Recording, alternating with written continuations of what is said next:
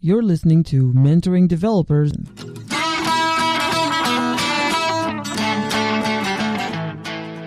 Did you ever get hired as a software engineer yet, or are you still working on it?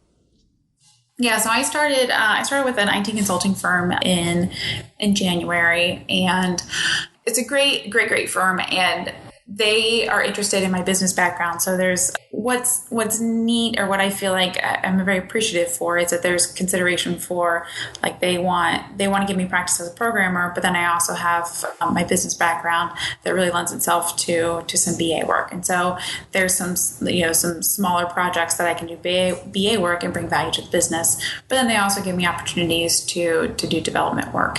So I feel like it's been a good compromise where they're getting that benefit, and so it was, the hiring process was pretty easy. I think I interviewed, the boot camp wrapped up in November, interviewed early December, and got hired and then started early January. So it was, I wasn't concerned there. I continuing to look for additional developer opportunities within the company. So right now it's been more weighted towards that BA experience versus development opportunities. That's a legitimate way of getting into a new field, and you have a lot of you bring a lot of value because you have this finance knowledge. But some people who are listening may not know the term BA. Can you define that first? Yeah, business analyst. And so one of the projects I did was a lot of test script documentation. So they were switching systems, and we were walking through the different business processes. So I was talking about, you asked me about describing a business analyst. And so a business analyst role, what I have done to date was, for one company, they were switching to a new web application. So we were sitting and walking through all the business processes with their subject matter experts within the business, documenting, hey, these are the process steps that they do. These are the buttons that they push. This is the report that they would expect. And so doing a lot of that, so that way when they hit cutover time, we had all of these scripts that needed to get run through and tested. The latest that I've been doing is I'm working on a data validation. So we're migrating data from one system to another, and right now I'm ensuring that data that comes over is correct. So that's where. So I've been and I've largely working in Excel, so it's the world that I'm used to and comfortable with. But then in the in-between, I was on the bench unassigned for several weeks, and so I got to work with one of the more senior level Java developers. We were building a feedback web application, and so that was so they're trying. We're working through a unique situation for me, giving where I'm doing some BA work to bring value to the business, but I'm also getting those opportunities to do development work and to improve my skills as a developer.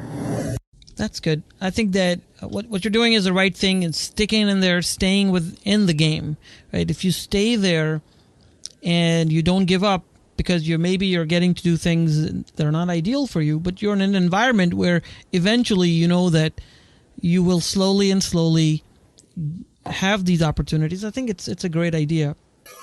Yeah, and also too, like building my network from a developer experience. Now I have people that I could, if I'm working on a project on my own time at home and I have a question, like I have a network now to reach out to and to ask questions. I found some just fantastic people that work at the company I'm at, who will always answer questions, and have just been so generous with their knowledge and their time. And so I feel fortunate for that. You must be really motivated to go to work, and you're working full time, I'm assuming, when you have I am, yes. So you work full time, then you have a baby, and then you go home, and then after hours you work on your own projects. And that's really commendable. But is that because you're really motivated, or what's the reason? Why do you do that? Well, so I mean, in complete honesty, the time after work is challenging. So working on my own projects Now it's short iterations, but really establishing the habit of, okay, this is my time where I sit down and work on this, and understanding that time will increase and change as, he's sleeping more, and I can, right now I'm like going to bed at 9:30 because I know I'm going to be up several times during the night. But once he, sleeps more, I can, okay, you know what, I can stay up till 10 or 10:30. I've always just been dabbling in other things. So when I was working in finance, I would write a book in the evenings, like that stuff of creating and dabbling in different things. I've always just been a curious person, and I've just kind of always done that. For a while I was, I was trying to trade stocks and trade futures. And so I would do that for a little bit before I went into work, which in reality, you can't trade futures in a half-hour time in the mornings. But I was doing that and, I was breaking even, but I've always been a dabbler. There are lots of people in the world. If you want to get ahead, then you have to do something different. Thank you so much for listening. For show notes and transcripts, visit us at mentoringdevelopers.com.